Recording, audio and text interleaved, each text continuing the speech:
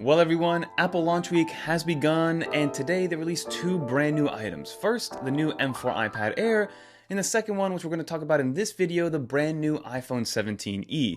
So let's break down exactly what Apple improved on the 17e, because on face value, it might look relatively the same, but actually got a ton of quality of life improvements that I think is going to make the 17e a bestseller here in the US especially. So let's talk all things 17e and compare it to the 16e. Let's get into it. But now, before we continue, if you do enjoy videos like this one where we give you up-to-date coverage on all things Apple, consider subscribing to the channel and help us get to 1 million subscribers by the end of the year. But I know the first thing that people are going to want to know is going to be the price point and if Apple increased the price point of the 17e. And the good thing here is that not only did they not increase the price point, it's going to stay at $599 as a starting price, but they doubled the entry-level storage, going from 128 gigs to 256 gigs of internal storage to start off. So that alone is a nice little upgrade, because prior to that, you needed to spend an extra $100 to go from 128 to 256, so it's nice to know that it remains at $599. But now let's talk about all the key differences and upgrades that Apple made to the 17e compared to the 16e. First and foremost, it is now up to date to 2026 standards for the latest iPhone 17 lineup, getting the A19 chip that's in the same iPhone 17 compared to the A18 chip that was in the iPhone 16e. So again, this is going to be all about efficiency, giving you better longevity, better battery life, better AI performance, whatever that's going to mean at the end of the day when Apple finally gives us something worthy of AI performance.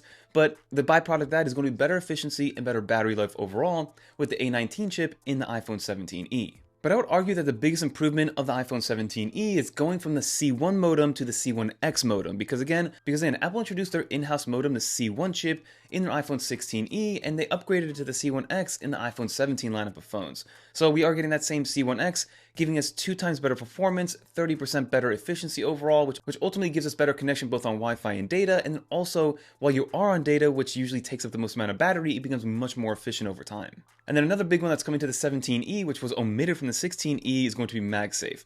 The 16e did have regular Qi wireless charging, but we do get MagSafe now on the 17e, so you get the magnets built right into there, inside of the iPhone itself, and then we go from 7.5 watts of speed to 15 watts of speed charging wirelessly via MagSafe. So it's good to know that you don't need to have a third-party case anymore to be able to use your MagSafe chargers. And then to talk about a little bit more about the storage, like I said, we're going from 128 to 256 gigs of base storage, and then we now have the option to go up to 512 gigs of storage on the 17e, which is a great improvement overall, and basically everything doubled without having to increase the price whatsoever, which is great at a time that storage and RAM are at the utmost price points right now. They also added things like Ceramic Shield 2 around the display as well as the rest of the phone to give you some better scratch resistance overall. Again, a lot of marketing terms and things like that, but just know that it's just a little bit more rigid and a little bit more protective overall. So now, in terms of cameras, this is where I thought Apple was going to give us a little bit more. First and foremost, I thought we were going to get that square sensor for the selfie camera itself on the 17e.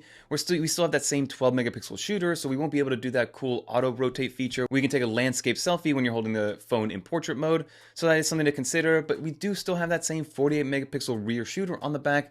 And they did kind of optimize it a little bit with the new A19 chip to give you better processing, better depth perception, better HDR to match up with the 17 lineup. So as a main sensor, it's still going to be a great 48 megapixel shooter on the rear. But again, I just wish they brought over that 24 megapixel square sensor on the selfie camera, which I think Apple called the center stage camera on the rest of the iPhone 17 lineup. So that one is not on there. But again, at $599, I'm sure Apple had to make some compromises and some sacrifices to keep that price point low, but then also to entice you to climb that price ladder. And now, I don't really want to talk much about Apple Intelligence because, again, nothing has really come to fruition in that world, and I think WWDC is going to be a big one. But on paper and in theory, the A19 chip does make it a little bit more optimized to run Apple Intelligence and run those things in the background. So let's hope and see that maybe the iPhone 17e will be able to handle a lot of the things that hopefully comes with an iOS 26.5 or an iOS 27 update. And then in terms of colors, we still have the white and the black version, but now we have a soft pink version as well to add a little bit of color. But again, that soft pink looks like it's going to be just a kind of like a little bit of a pink hue on the white color. So in terms of what didn't change, we still have the same 60 Hz display, so it didn't get a ProMotion display. It's still the same aluminum body, still the same 6.1 inch display, still did not get Dynamic Island, which we all thought it was going to get Dynamic Island, but it's staying with the notch, which again, still has Face ID, so it's not a Touch ID phone, thank goodness, but again, it still has that notch and that old school look. It also remained exactly the same size, the same weight, and the battery life still gives you that same 26 hours of video playback. Ideally, it should give us better battery life over the long period of time for longevity's sake with the new A19 chip, but day to day, it should be the same experience compared to the 16E. So again, who is this iPhone going to be for? Like I mentioned at the very beginning, this is going to be the iPhone that's going to sell immediately to the people that walk into a carrier store like a Verizon, a T-Mobile, an AT&T, and they just want the newest iPhone at the cheapest price point. They're going to go in, see that all these iPhones look relatively the same, even the 16E, while albeit still has the notch versus the dynamic island of the rest of the iPhones, it's still going to look, for the most part, the same as the rest of the experience that you're going to get on the rest of the iPhone 17 lineup. So if I'm walking into an Apple store or one of these carrier stores, I see $599, and I don't want to spend $800 plus on some of the other phones, but still kind of get the same experience, to me it would be a no-brainer to get the $599 phone, get a plan, almost pay $0 a month to have that phone. So again, it's going to be a lot of give and take here with the iPhone lineup, but I do think the iPhone 17e is going to sell extremely well, especially here in the US, and then probably also in some other markets as well. But again, that's everything that changed with the new 17e compared to the 16e. The big things you got to take away here is that you double the storage, price remains the same,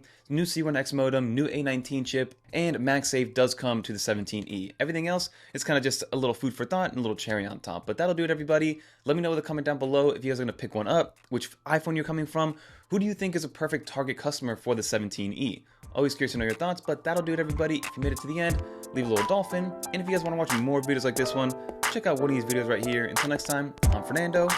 Peace.